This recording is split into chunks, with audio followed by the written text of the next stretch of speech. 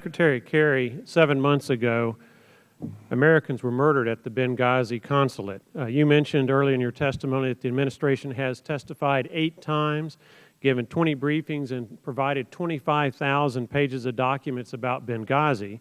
Yet the American people still do not know why Ambassador Susan Rice, during a heated presidential race, made so many false statements to the American people about what happened in Benghazi. More specifically, on September 16, 2012, on This Week with George Stephanopoulos, Ambassador Rice stated, and I quote, "What this began as, it was a spontaneous, not a premeditated response to what transpired in Cairo," end quote. Yet, on the very same day, Libyan President Mohammed Beghazi stated on NPR, quote, "The idea that this criminal and cowardly act was a spontaneous protest that just spun out of control is completely unfounded and preposterous. We firmly believe that this was a pre-calculated, pre-planned attack that was carried out specifically to attack the U.S. consulate," end quote. Similarly, the State Department's own Accountability Review Board concluded that there were no protests prior to the attack on the U.S. consulate. Again, on September 16, 2012, on Meet the Press with David Gregory this time, Ambassador Rice stated, quote, "What happened in Benghazi was in fact initially a spontaneous reaction to what had just transpired hours before in Cairo, almost a copycat of the demonstrations against our facility in Cairo, which were prompted, of course, by the video," end quote. Ambassador Rice made 3 false statements in one sentence. First, Ambassador Rice misrepresented that Benghazi was a spontaneous reaction to the Cairo protests. Second, Ambassador Rice misrepresented that Benghazi was a copycat of the Cairo demonstrations.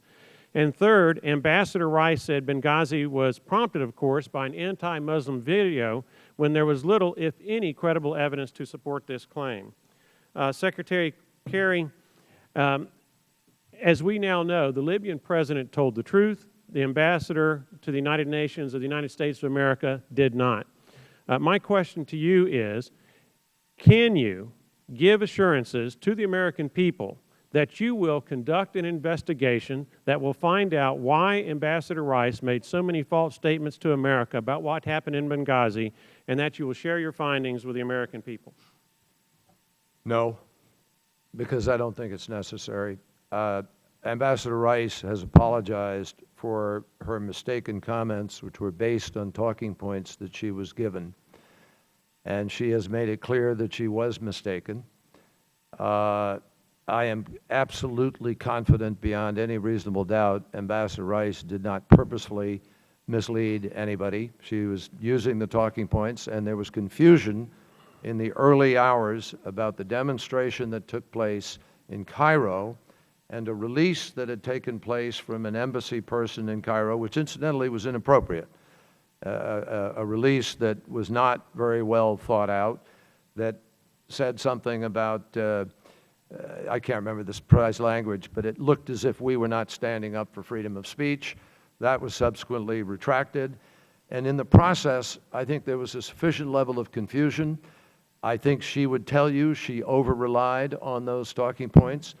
But I can tell you that Susan Rice would never go out and purposely mislead you.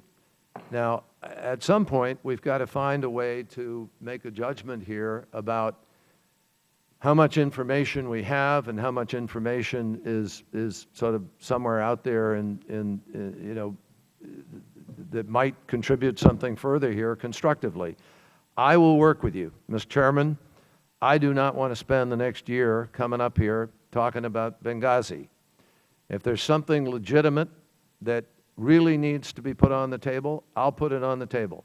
And I'll work with you in good faith. And I believe after we do that with you and the ranking member, you will not have questions.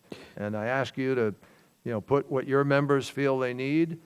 But let's put this behind us. We've got serious, major, big, current, important, vital to our national security issues to be debating. And thank you, Mr. Secretary. I'll help you clear the air on this, but I want to do it in a fair-minded way. We've made several requests here today, and we'll follow up. We'll go